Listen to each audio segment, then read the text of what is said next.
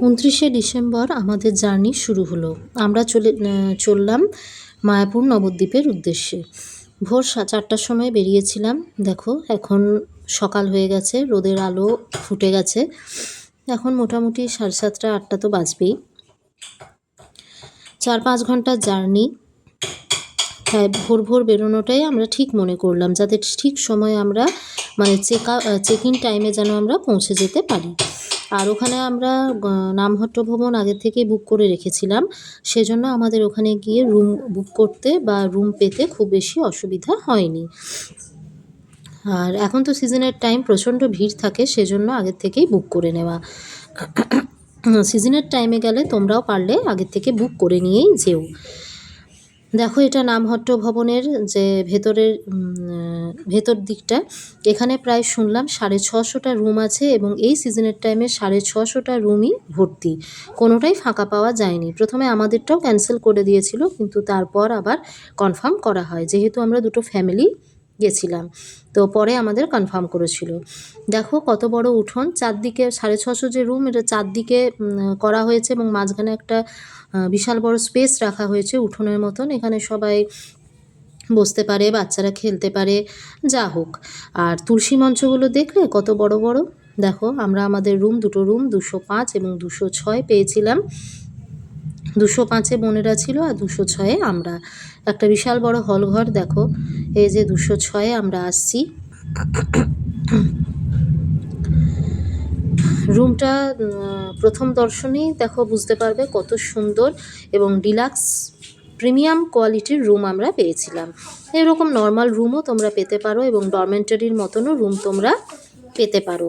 তুলসী মঞ্চগুলো দেখো কতটা উঁচুতে এবং পদ্ম ফুলের ডিজাইনে করা হয়েছে, দারুণ। তুলসী মঞ্চটাও দারুণ।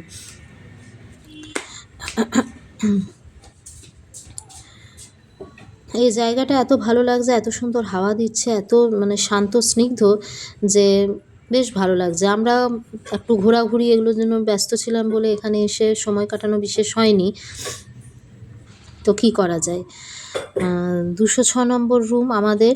দেখো তোমরা এরকম ডরমেন্টারি এবং নর্মাল কোয়ালিটির রুমও পেতে পারো। আমরা ডিলাক্স বা প্রিমিয়াম কোয়ালিটির রুমটাই বুকিং করেছিলাম, ওরাই অ্যাকচুয়ালি দিয়েছিল যে এটা ফাঁকা ছিল সেটাই।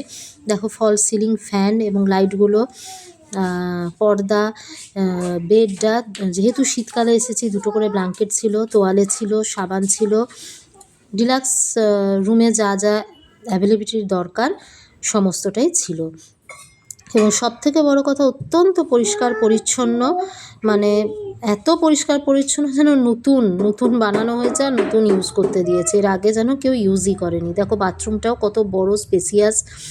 এর আগে আমি অনেক জায়গায় গেছি কিন্তু এত স্পেসিয়াস বাথরুম আমি দেখিনি। বাথরুমটাও প্রচণ্ড পরিষ্কার, গিজার আছে এবং বাথরুম অ্যাক্সেসরিজ রাখার জন্য একটা ছোট্ট বক্সের মতন আয়না দেওয়া দেখতে পেলে। আর ব্যালকনির থেকে ভিউটা দেখো, মেন মন্দিরটা, মায়াপুরের যে মন্দিরটা, সেটা দর্শন করা যাচ্ছে ব্যালকনিতে দাঁড়িয়ে দাঁড়িয়ে। কোনো কারণবশত যদি যেতে না পারো, ব্যালকনিতে বসেই তোমার সময় কেটে যাবে। আর এই রাস্তাটাই হচ্ছে মেন রাস্তা, গেট নাম্বার 4। এই রাস্তা দিয়েই মন্দিরে যাওয়া যায়, এই রাস্তা দিয়েই আরও অন্যান্য জায়গায় যাওয়া যায় এবং অন্যান্য আরও যে ভবনগুলো আছে এই রাস্তা দিয়েই যেতে হয়। তো ব্যালকনি থেকে আবার আমরা আসছি ঘরে। দেখো একটা কাঠের বিশাল বড় আলমারি দিয়েছে, এখানে আমরা আমাদের ট্রলি, ব্যাগ, জামা কাপড় সমস্ত কিছু ঢুকিয়ে দিয়েছিলাম, মানে এতটাই স্পেস আছে এই জায়গা আলমারিটার মধ্যে। এবং সাজাগোজার জন্য একটা ছোট্ট আয়নাও দিয়েছে। আর দেওয়ালটা দেখো পুরো টাইলস বসানো, মানে অনেকটা উঁচু পর্যন্ত টাইলস বসানো। অনেক সময় বাচ্চারা যায় এবং আরও অনেক মানুষ আছে যারা ঠিক মতন ব্যবহার করে না, হোটেল বলে যথেচ্ছাচারভাবেই ব্যবহার করে। সেজন্য দেওয়ালে যাতে কোনো দাগ না হয়ে যায় বা অন্য কিছু যাতে কোনো এফেক্ট মানে ড্যামেজ না হয়ে যায়, সেই জন্য গোটাটাই ওরা টাইলস দিয়ে দিয়েছে। দেখো হায়রান হয়ে সব বসে পড়েছে এবং সিঙ্গেলের থেকে একটু বড়ই ছিল বেডগুলো, 2 4 শোয়া যায়। তো আমার 2 মেয়ে একদিকে শুয়েছিল আর আমরা একদিকে শুয়েছিলাম। শীতকাল, ফ্যান বা এসি কোনো কিছুরই দরকার হয়নি, শুধু দরকার পড়েছিল গিজারটার।